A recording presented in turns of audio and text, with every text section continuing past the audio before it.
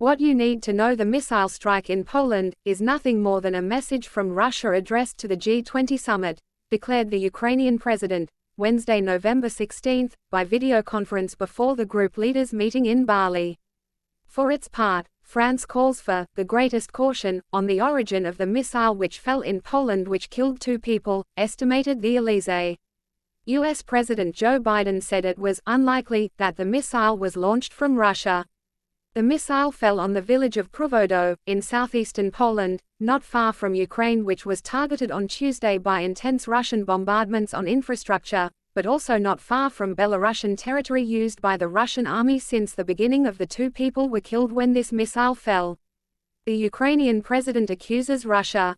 Today Russian missiles hit Poland, the territory of an allied country. People died, Ukrainian President Volodymyr Zelensky said in an address to the nation. We must act, added the Ukrainian president, whose country is not a member of NATO.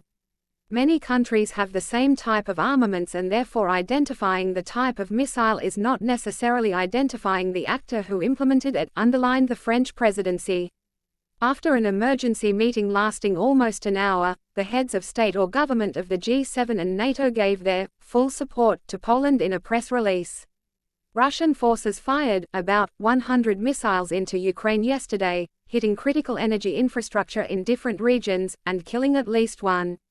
The Elysee calls for great caution on the origin of the missile that fell in Poland, which killed 2 people near the border with Ukraine. Russia denies any missile fire at Poland. For Volodymyr Zelensky, this explosion in Poland is a message from Russia to the G20. Follow our live. Moscow fired about 100 missiles into Ukraine yesterday, hitting several critical energy infrastructures in different regions, and killing at least 1 person.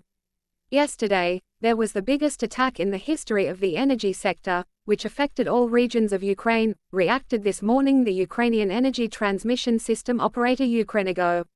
The giant rocket of the Artemis mission successfully lifted off to the moon this morning. Former Republican President Donald Trump announced his candidacy for the 2024 presidential election last night, strongly criticizing the work of the Biden administration.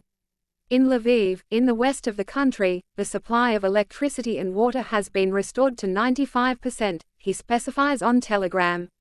The most difficult situation is in western Ukraine, as well as in the central and northeastern regions.